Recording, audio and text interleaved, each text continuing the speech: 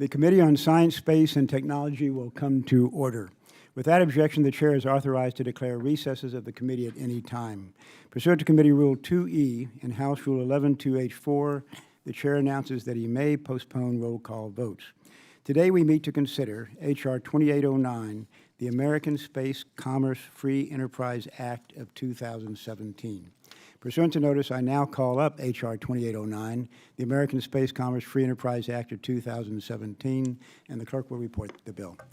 H.R. 2809, a bill to amend Title 51 United States Code to provide for the authorization and supervision of non-governmental space activities and for other purposes. And without objection, the bill is considered as read and open for amendment at any point, and I'll recognize myself for an opening statement. H.R. 2809 establishes a legal and policy environment intended to unleash American free enterprise and business, assure conformity with outer space treaty obligations, and ensure that the United States will lead the world in commercial space activities throughout the 21st century. This bill will promote investment and innovation, resulting in the creation of new, high-paying and high-value jobs across the country. It will increase American competitiveness and attract companies, talent, and money that otherwise would have gone to other countries. It ensures America and its workforce will benefit from the new space economy. The problem this bill seeks to address is the kind of legal uncertainty that arose after Bigelow Aerospace and Moon Express sought payload approval from the Department of Transportation for its non-traditional space activities. The payload review and approval process is meant to prevent launches of payloads that jeopardize American interest and safety. It is not designed to satisfy the State Department's concerns about complying with Article 6 of the Outer Space Treaty. Under the treaty, signatories are to authorize and provide continuing supervision of their country's non-governmental space activities. In the case of Bigelow and Moon Express, the executive branch stated that it would not be able to assure the public that new and innovative space activities would be approved for launch in the future. The goal of this bill is not to regulate space broadly or to address all of the possible future challenges that the private sector will face in outer space. Doing so would be premature and likely to stifle innovation and investment. Instead, the bill takes a common-sense approach by establishing a legal foundation upon which U.S. industry can flourish. It establishes a transparent U.S. authorization and supervision certification process for non-governmental space activities that provides regulatory certainty for the U.S. commercial space sector. It assures compliance with United States Outer Space Treaty obligations and addresses national security concerns in the least burdensome manner possible. The bill includes a provision that consolidates at the Department of Commerce's Office of Space Commerce existing regulatory authority spread across 3 different federal agencies now. America gets a one-stop shop for authorizing activities that will take place in outer space. It also streamlines remote sensing regulations to ensure that United States national security is addressed not by holding America's space industry back, but by empowering it to lead the world. Absent this bill, American industry would continue to face legal uncertainty. Innovation would be subject to a burdensome and open-ended regulatory process with no assurance of outer space treaty compliance. An initial draft of the legislation before us now was publicly presented over a month ago for any and all input. We have spent the past month meeting, listening, and considering specific, detailed comments from outside stakeholders, interested federal agencies, the administration, and our committee colleagues, including those from the minority side of the committee. Many, if not most, of their recommendations and requested changes have been included. Over the past few days, we have received letters and statements of support for the bill from the following entities: Agile Aero, Inc., Atmospheric and Environmental Research, Atmospheric and Space Technology Research, Axiom Space, Bigelow Aerospace, Blue Origin, Carmel Research Center, the Commercial Space Flight Federation, consists of hundreds of members, Digital Globe, Geo Optics, Moon Express, Panasonic, Platin Labs, Inc., Satellite Industry Association, Space Frontier Foundation, Spaceport Strategy, Spire Global, Space Environmental Technologies, Space Florida, SpaceX, students from the Exploration and Development of Space and Tech Freedom. Without objection, the letters we have received will be included in the record. And I want to thank these groups for their support of the legislation. Space Subcommittee Chairman Brian Babin and Representative Jim Bridenstine are co-authors and original co-sponsors of the bill. They both have worked diligently for several years to advance this legislation. I'm also glad to have Representative Perlmutter and former Science Committee member Derek Kilmer as original co-sponsors, too. It speaks to the hard work of all committee members and staff in developing this common-sense, bipartisan regulatory reform bill. This transformative, groundbreaking legislation declares in word and intent that America is open for business in space. I strongly recommend this bill and urge my colleagues to support it. That concludes my opening statement, and the ranking member, the gentlewoman from Texas, Ms. Johnson, is recognized for hers. Thank you very much, Mr. Chairman. And I want to thank you for holding the hearing for today's markup of H.R. 2809, the American Space Commerce Free Enterprise Act of 2017. I want to also thank you for delaying it so that we could attempt to work together. That is much appreciated. The issues that this bill attempts to address are important and need to be addressed. Unfortunately, I think the solutions provided in H.R. 2809 may cause more problems than they solve.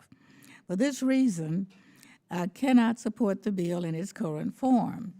I think there is a bipartisan agreement concerning the problems being addressed at today's markup. There is a regulatory gap in our current structure of oversight over commercial space activities. We currently regulate launch and re-entry activities, Earth imaging, and space communications.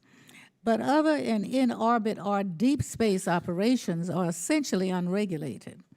I think it is widely acknowledged that these orbital activities need to be more closely overseen, especially as the problem of space debris have increased. The other problem addressed by H.R. 2809 is in the area of commercial remote sensing. Again, I think there is bipartisan agreement that this subject needs to be addressed. U.S. companies are increasingly at a competitive disadvantage versus their foreign competitors due to the current regulatory and oversight situation in the United States in the area of commercial remote sensing. Clearly, something needs to be done here to align our oversight system to the realities of the global marketplace.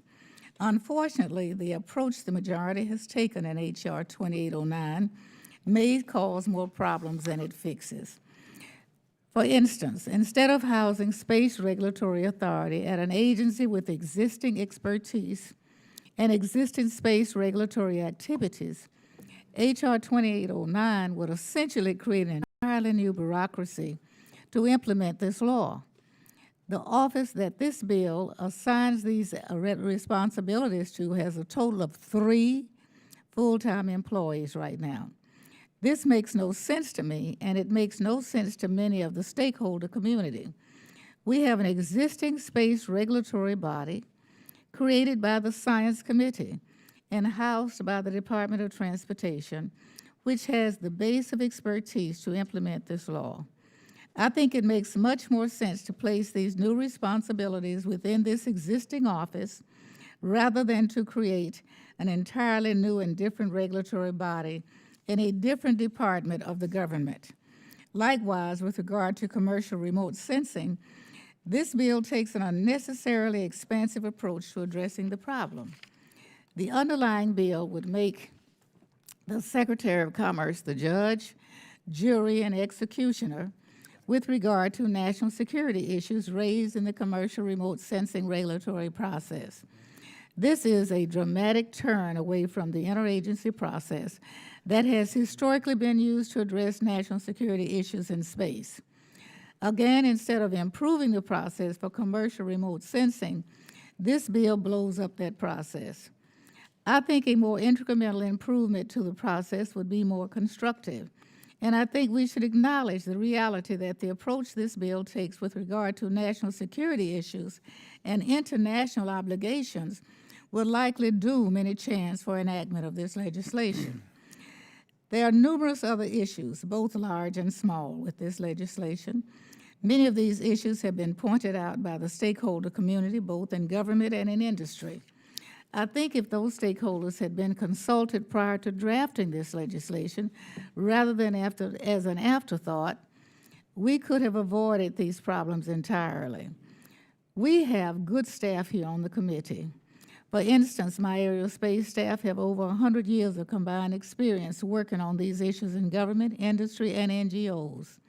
Nevertheless, even with their wealth of experience and expertise, I wouldn't want them to craft complex legislation without first consulting the full cross-section of the affected stakeholder community.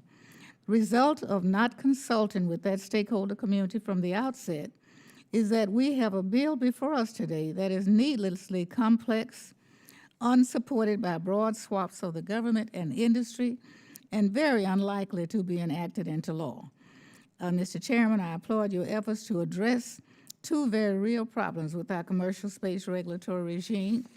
However, I think we'd be better served by hitting the reset button on this legislation. I thank you and yield back. Thank you, Ms. Johnson. The chairman of the Space Subcommittee, the gentleman from Texas, Mr. Babin, is recognized for an opening statement. Thank you, Mr. Chairman. I appreciate it. Good morning or good afternoon. I wanted to say that I strongly support H.R. 2809, the American Space Commerce Free Enterprise Act of 2017. I'm grateful to have worked with Chairman Smith and Representative Bridenstine in the development of this bill. I'm also very glad that this is a bipartisan bill with the support of Representatives Perlmutter and Kilmer. The American Space Commerce Free Enterprise Act is a common-sense bipartisan bill that streamlines the regulatory processes. It limits burdensome government intrusion, promotes American innovation and investment, protects national security, and satisfies our international obligations. One of the fundamental drivers for this legislation has been that innovative American companies are pushing the boundaries. When the Senate ratified the Outer Space Treaty 50 years ago, free enterprise in outer space was an idea, but not yet a reality. Today, not only does the U.S. free enterprise exist in outer space, it is innovating at an unprecedented pace. From asteroid mining to private moon missions, satellite servicing to remote sensing constellations, there is great promise that American enterprise will soon unlock new wealth and scientific benefits. But this promise is threatened by expansive, unchecked regulatory authority, cumbersome, non-transparent regulatory processes, and misperceptions about the United States outer space treaty obligations. For several years, the Space Subcommittee has heard concerns from our stakeholders that they need greater regulatory certainty to attract investment and to succeed. Stakeholders also reported that while they want to stay in America, due to U.S. federal regulatory burdens and uncertainty, they might need to go overseas. The American Space Commerce Free Enterprise Act addresses these concerns without compromising our cherished principles of liberty. It provides for presumptions of approval and requires the government to take affirmative steps before conditioning or denying proposed space or remote sensing operations. It places the burden of demonstrating inconsistency with outer space treaty obligations and national security requirements of the United States with the government and not with the applicant. It curtails vague, overreaching regulatory authority and prevents tolling of statutory adjudication timelines. It ensures U.S. industry receives a timely and transparent determination on applications. The bill recognizes legitimate national security equities and provides for the condition or denial of authorized space activities with remote sensing systems that are a significant threat to U.S. national security in certain circumstances. But it protects against abuses of interagency discretion by requiring an explanation and evidence of the threat before conditions or denial can be made. In order to ensure the Office of Space Commerce is empowered to represent the interests of our citizens and the private sector, the Director of the Office of Space Commerce is elevated to be the Assistant Secretary for Space Commerce. The Act also advances important public policy interests. The bill establishes a mandatory safety consultation between private and federal government operators. The goal of this consultation is for the affected parties to reach a voluntary agreement to mitigate safety risks. For parties subject to U.S. jurisdiction, the Act provides for federal district court jurisdiction for any civil action resulting from certified or permitted space operations. To protect against foreign harmful interference, the Act directs the President to protect against acts of foreign aggression and foreign harmful interference. The Act also addresses concerns of harmful contamination of the Earth or of celestial bodies.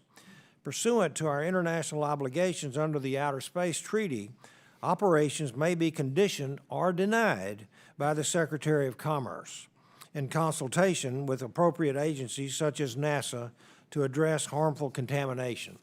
The bill posits long-standing United States policy confirmed by both the Department of State and NASA that COSPAR planetary protection guidelines are not international obligations of the United States. This was done to allow all stakeholders, including the scientific community and industry, to work together as activities expand beyond scientific exploration and use to address our mutual interests, not by proscribing COSPAR guidelines as binding international law, but by allowing the Outer Space Treaty to guide our activities. I strongly support this bill, and I urge my colleagues to do the same. And I yield back, Mr. Chairman. Thank you, Mr. Babin. And the gentleman from Oklahoma, one of the principal authors of the bill, is recognized for his opening statement. Mr. Bridenstine. Thank you, Mr. Chairman. For several years now, there has been uncertainty around which government agency has the responsibility to approve non-traditional space activities while ensuring conformity with the Outer Space Treaty. This uncertainty has hurt capital formation and innovation. It also sends American companies scrambling overseas to countries such as Luxembourg and the United Arab Emirates. This is the exact opposite of the environment we need in this country. I have made solving this issue one of my top priorities in Congress. And as the chairman noted, Bigelow Aerospace and Moon Express have been blazing a trail here. Last year, I proposed legislation to provide for an enhanced payload review. The American Space Commerce Free Enterprise Act takes from that and builds upon it much of the consensus we gained around the policies in that draft legislation. The American Space Commerce Free Enterprise Act provides certainty to industry by granting the ability to approve commercial space activities to a single authority. I want to be clear, we need a single authority. In this case, we've determined that the best case would be the Secretary of Commerce. The Office of Space Commerce will be elevated to a more prominent position within the Commerce Department and will perform a simple review of proposed operations to check that they are not violating the United States obligations under the Outer Space Treaty. This gives the executive branch the tool that it claims that it needs while instituting a clear, known, transparent, and timely process for American industry to prosper. There is discretion built into this bill for the Secretary to condition or even deny a certification. I think this is an important piece to have from a policy standpoint. However, the onus here to prove that there is a problem is now going to be on the government. The message Congress is trying to send is, as the chairman said, that America is open for business, especially in space. However, Congress also recognizes that there are other policies and interests of the United States that are affected by private sector space activities, one of them being national security. As a former naval aviator, a current Oklahoma Air National Guardsman, and a member of the House Armed Services Committee, there is nothing more important to me than national security of the United States. I want to be clear, this bill actually improves the national security of the United States. This is why the American Space Commerce Free Enterprise Act rolls in remote sensing reform. National security interests for the foreseeable future will require remote sensing systems, many of which are now going to be provided commercially. By requiring a national security risk assessment during the remote sensing system permitting process, we are ensuring national security concerns are met. This has also provided an opportunity in this bill for us to reform the broken system of remote sensing licensing that is overly restrictive, thwarts industry, and hands an advantage to foreign competitors. As the author of Title II of the Commercial Space Launch Competitiveness Act of 2015, along with my good friend from Colorado, Ed Perlmutter, I have been committed to fixing this issue for many years. The American Space Commerce Free Enterprise Act improves the remote sensing permitting process by creating a single decision point, increasing transparency of the process, avoiding unnecessary reviews of technologies that are available in the free market or that have already been approved, and preventing the interagency process from indefinitely delaying decision-making. These changes will allow our remote sensing industry to once again be the world leader. The bill goes farther than current law to provide for the physical safety of the United States government assets in orbit. After operations are certificated, the government can do an assessment for physical safety issues, and a consultation forum will be held to come to a solution that can prevent any disastrous collisions to protect the safety of government and private assets. This bill will engender a growth in commercial space activity that we have not yet seen in the United States of America. This is a good growth of space activity, but this growth will continue to put further stress on the agency responsible for approving launches, the FAA Office of Commercial Space Transportation. Congress needs to be mindful that we must be proactive on that office as well. And I have an amendment to begin addressing this issue later here in the markup. Mr. Chairman, this is a strong and a very bipartisan bill.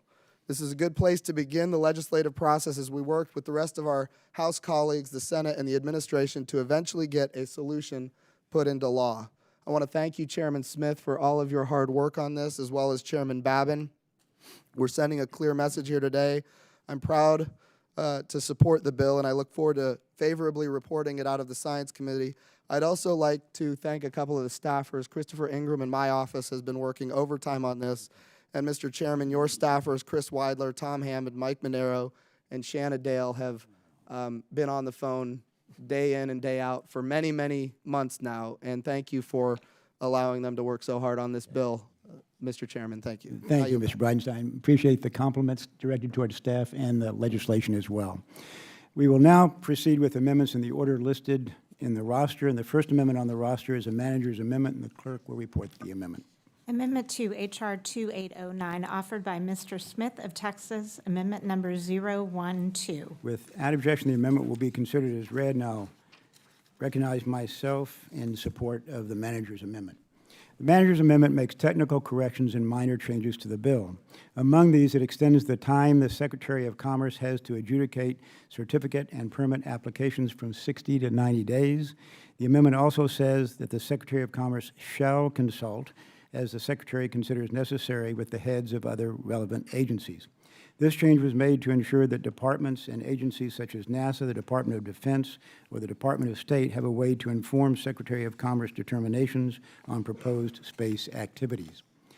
However, further modifying the consultation authorities under the bill beyond shall consult as the Secretary considers necessary puts at risk the very purpose of the bill. Additional changes would undermine the ability of the Secretary to provide a fair and equitable adjudication of applications and open up the certification and permitting processes to excessive interagency control. Today, remote sensing systems are subject to a regulatory regime where at least 3 different departments and agencies have the authority to condition or deny applications. As a result, licensing actions occur months and even years over the 120-day determination timeline required by law. Companies are applying and waiting without any understanding as to why NOAA takes so long to get back. Stakeholders report significant uncertainty with licensing actions, including modifications to operational license conditions without notice or due process.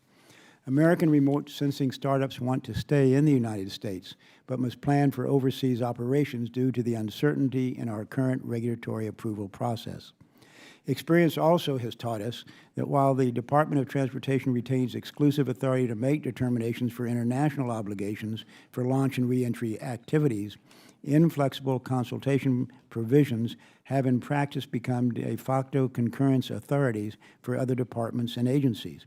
This is not to say that the intent of the bill is to undermine the ability of the executive branch to appropriately inform the Secretary of Commerce about remote sensing applications. On the contrary, the proposed amendment will clearly provide such a process. We must also recognize that any major disagreement between the Secretary of Commerce and other departments or agencies regarding a proposed operation will be elevated to the White House for adjudication. In such interagency environments, if we move the needle too far in favor of other agencies, the Secretary of Commerce will not be able to represent the interest of the applicant and the national interest of free enterprise. For all these reasons, I support this amendment, and not only ask my colleagues to do the same, but want to recognize the gentleman from Colorado, Mr. Perlmutter, and give him credit for these changes as well. Let's see, is there any further discussion on the amendment? The gentleman from Colorado is recognized. Thank you, and I move to strike the last The word. gentleman is recognized for 5 minutes. I'm here today as a supporter and co-sponsor of H.R. 2809. The United States currently has the best aerospace industry in the world. In order to stay number one, we need to provide it certainty so that the industry can attract investment and continue innovating to push our country forward. We also want to help set the standard for how to regulate space activities so there is a level playing field for our American industry. That is why we need a certification process as provided in the bill to ensure compliance with the Outer Space Treaty. I understand there is still some discussion amongst industry and from involved agencies about where this authority should be placed, either within the Office of Space Commerce, as under the bill, or under the Office of Space Transportation at the FAA, or maybe someplace else. I hope this discussion continues and we reach a consensus as we continue through the legislative process. I hope our committee continues to also have the discussion on space traffic management and how to properly protect both U.S. government and other U.S. commercial spacecraft to avoid conflicts and costly problems for everyone. The second part of the bill, and the chairman was just referring to it, makes important reforms for the remote sensing industry. As many of you may know, a major remote sensing company named Digital Globe is headquartered in my district in Westminster, Colorado. I've heard the stories about how long they've waited for a license determination under NOAA, over 3 years and counting in one case. This is well past the 120-day deadline currently required in statute because there is no mechanism to enforce any timeline. This is why I believe the reforms in Section 4 of the bill are overdue and are necessary. Those companies in the business, in the remote sensing business, need certainty so they can make sound plans and attract investors and customers. All of these regulatory delays mean lost revenue and significant expenses fighting for approval. Section 4 of the bill fixes that. I'd like to take a moment and thank Congressman Smith, Babin, and Bridenstine for working with me on this bill. I believe they've made improvements to the text of the bill, including specific consultation language, as the chairman just discussed, which requires consultation with other federal agencies, ensuring proper determinations regarding the Outer Space Treaty, national security, and authorizing funding for the Office of Space Commerce. I'm grateful the sponsors included two provisions I asked for in the manager's amendment. We are extending the deadlines in the bill from 60 days to 90 days to ensure the Office of Space Commerce has the time needed to get its decisions right. Additionally, the amendment strengthens the consultation language to require the Secretary of Commerce to consult with other relevant federal agencies as he deems necessary when making the determinations. For these reasons, I support the bill, and I look forward to continuing to improve it as it goes through the process, and I yield back. Thank you, Mr. Perlmutter. And the gentleman from Texas, the chairman of the subcommittee, is recognized for a statement as well. Thank you, Mr. Chairman. I move to strike the last word. The gentleman is recognized for 5 minutes. I wish as well to speak in favor of the amendment. One of the changes made by this amendment is extending the time that the Secretary of Commerce has to adjudicate certificate and permit applications from 60 to 90 days. This change is being made after discussions with stakeholders and other members, specifically the minority. I believe this is a reasonable accommodation that will grant the Secretary of Commerce time necessary to properly adjudicate applications without overly burdening the applicant. However, I caution extending this timeline beyond 90 days. The Secretary and the interagency consultation process must be held accountable. Without a firm deadline, experience has shown that the interagency process can lead to long delays in violation of the law. Today, under existing law, remote sensing licenses are required to be adjudicated within 120 days. The reality is that applications have, in some cases, as Mr. Perlmutter mentioned, taken years in clear violation of the law. We cannot repeat this mistake. I also completely agree with the points that Chairman Smith made regarding the consultation language in this amendment. And while changing the consultation from may to shall is a reasonable change to address stakeholder concerns, further modifying the consultation authorities under the bill beyond shall consult as the Secretary considers necessary puts at risk the very purpose of this bill. I support this amendment, and I urge my colleagues to do the same, and I yield back, Mr. Chairman. Thank you, Mr. Babin. Is there any further discussion on the bill? If not, the gentleman from Oklahoma, Mr. Bridenstine, is recognized. Thank you, Mr. Chairman. I'll just be quick. I wanted to thank my friend from Colorado, Ed Perlmutter, because he provided a lot of great input. Same with my friend from California, Mr. Barra, a lot of great input. We have made many efforts to accommodate those changes, and in fact, appreciate Ed for not only, no. Mr. Perlmutter is my enemy. How about that? Does that help you in your primary?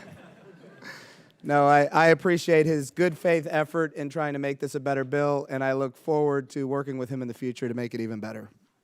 Thank you, Mr. Bridenstine. If there's no further discussion on the amendment, all in favor of the manager's amendment say aye. All opposed, no. The ayes have it, and the amendment is agreed to. The next amendment on the roster is the amendment in the nature of a substitute offered by the ranking member, the gentlewoman from Texas, and she is recognized for that purpose. Thank you, Mr. Chairman. I have an amendment at And the the desk. clerk will report the amendment. Amendment in the nature of a substitute to H.R. 2809, offered by Ms. Eddie Bernice Johnson of Texas, amendment number 002. Without objection, the amendment is considered as read, and the ranking member is recognized to explain her amendment. Thank you.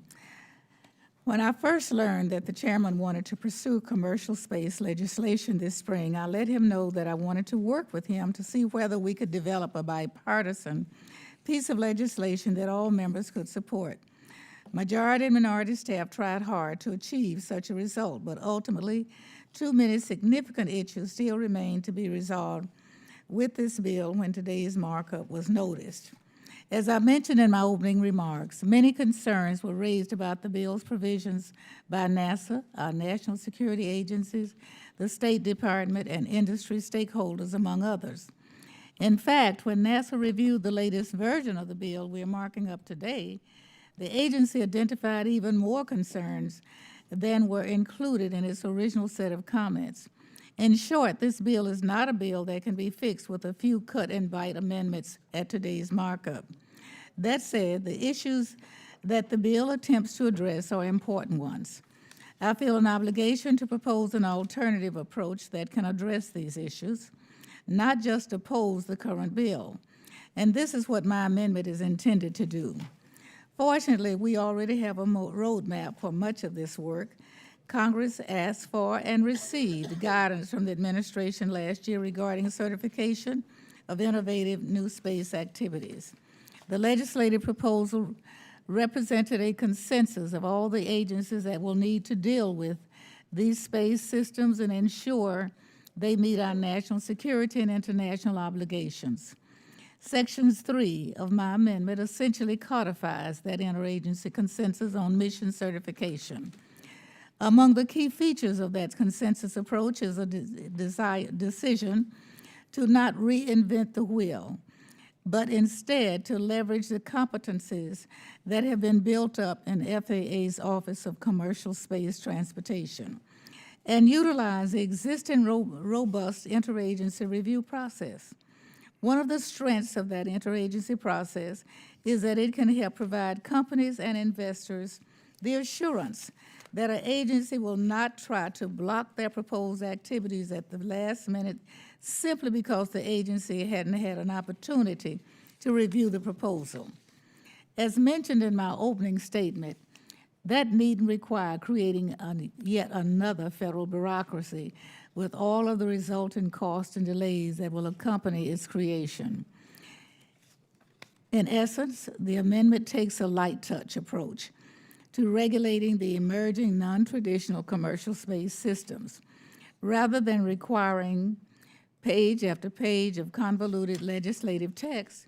The amendment builds on the highly successful FAA space launch licensing process and provides a clean, straightforward path for the certification of these innovative new space systems. In addition, Section 3 of the amendment is consistent with the consensus approach endorsed by the space professionals of the agencies that will have to deal with these new systems, in marked contrast to the bill being marked up today.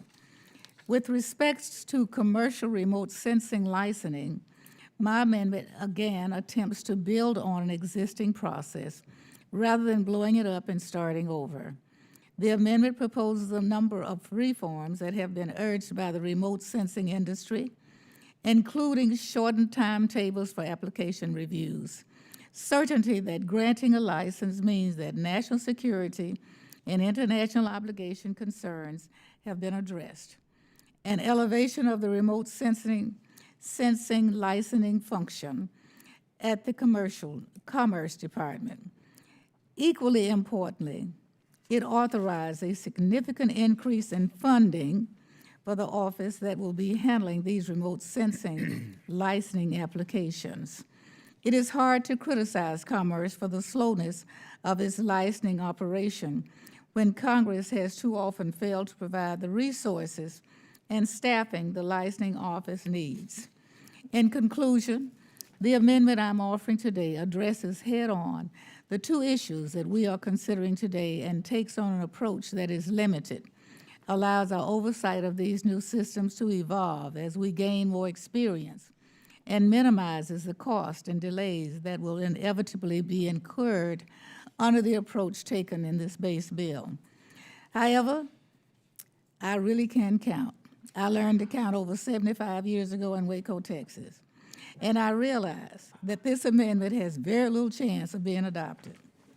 So as I mentioned earlier, I don't think the issues being addressed today are inherently partisan, and it is my hope that we can continue to work together and find a common ground to support all aspects of the commercial space industry.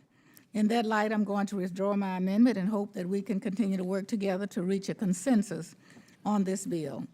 So I ask consent to withdraw the amendment, and I yield back. Without objection, the amendment is withdrawn, and I thank the gentlewoman for her comments. I'm going to recognize myself in opposition to the amendment, not to go in any great detail as I would have had it not been withdrawn, but I do want members of the committee on both sides of the aisle to recognize a little bit about the efforts we have made to try to make this a bipartisan piece of legislation. This committee has worked diligently to ensure that our international obligations and national security interests are met in the least burdensome manner possible. On September 7, 2016, the committee held a hearing titled Commercial Remote Sensing, Facilitating Innovation and Leadership.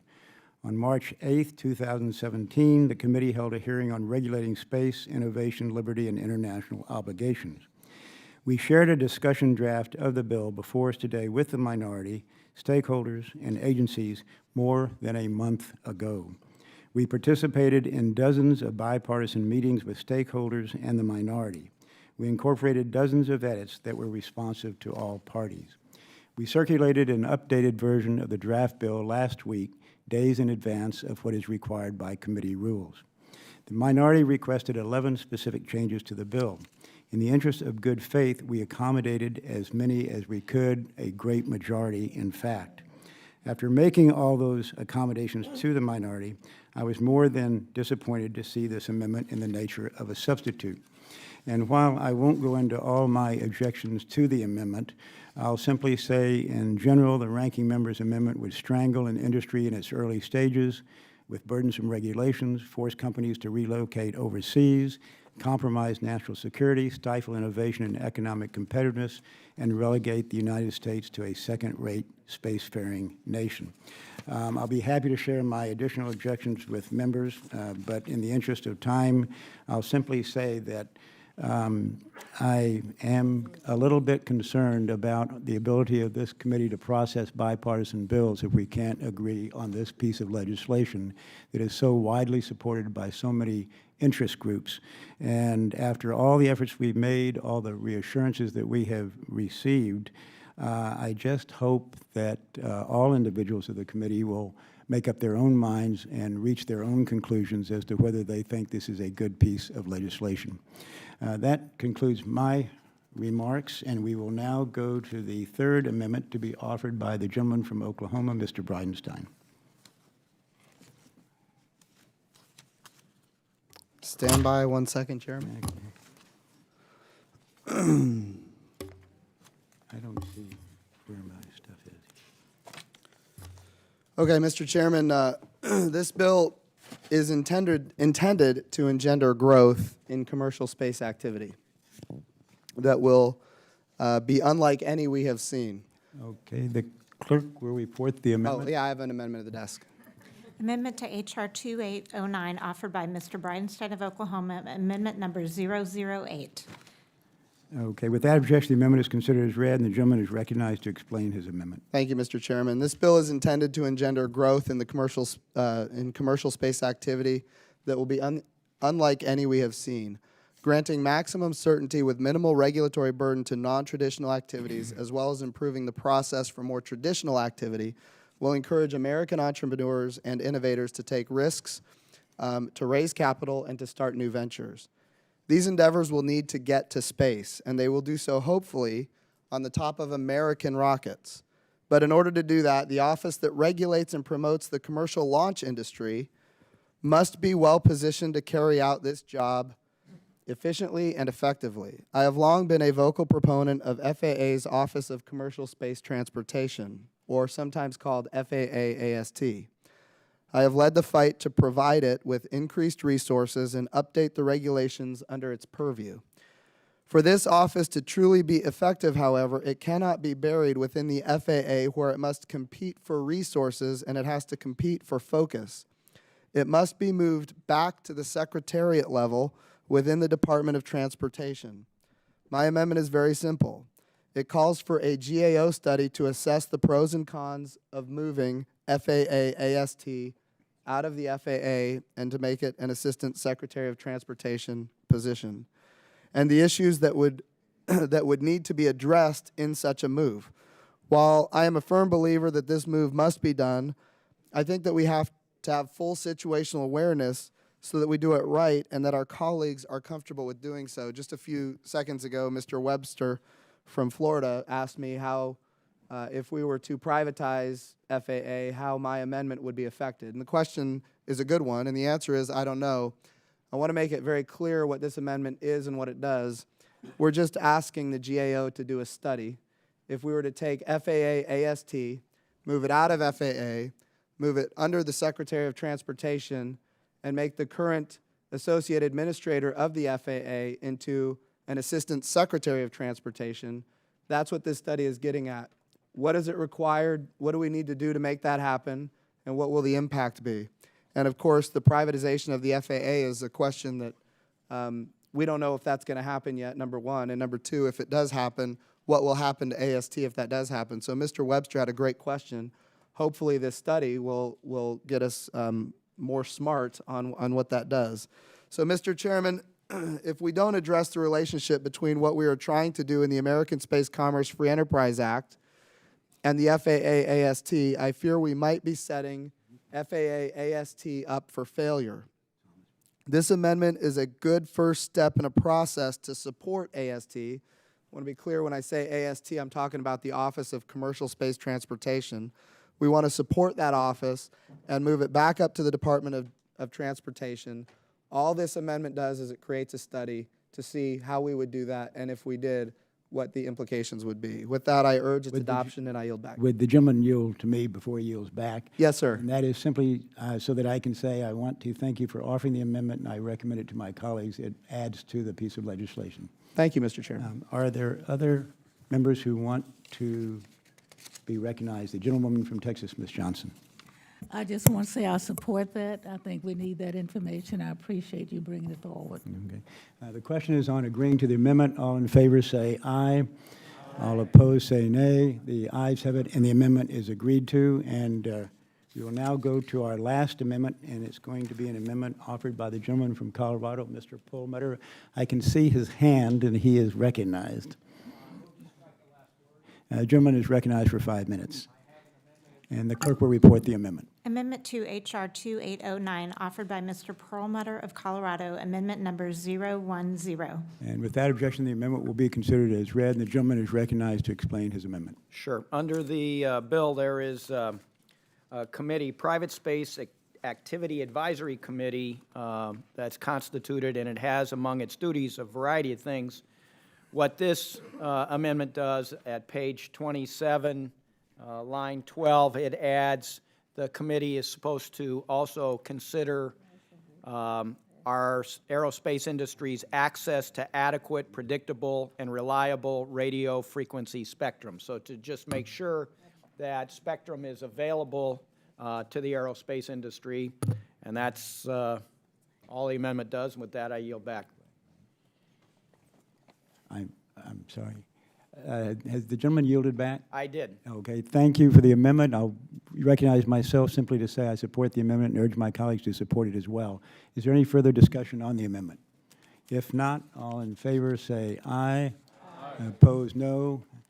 The ayes have it, and the amendment is agreed to.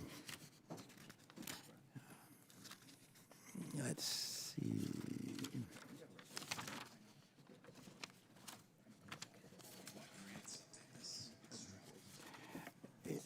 Let me, we're going to go to final passage. Before he leaves the room, at the risk of hurting him back home, I do want to thank Mr. Perlmutter for substantially improving the legislation, but honestly and seriously, this is a good bipartisan piece of legislation, and we've had others dealing with space. It is a wonderful subject for us to be excited about, and that will inspire others as well. If there are no further amendments, reporting quorum being present, I move that the Committee on Science, Space, and Technology report H.R. 2809 to the House as amended, with the recommendation that the bill be approved. The question is on favorably reporting H.R. 2809 to the House as amended. All those in favor say aye. Aye. Opposed, nay. The ayes have it, and the bill is reported favorably. Without objection, the motion to reconsider is laid upon the table. 2809 is ordered reported to the House. I ask unanimous consent that staff be authorized to make any necessary technical and conforming changes. Without objection, so ordered. Thank you all. This was great attendance today. I appreciate everybody's input, and the gentlewoman from Texas, the ranking member, is recognized. Mr. Chairman, this is not intended to be a goodbye to Ms. Perlmutter. We stand adjourned. Thank you all.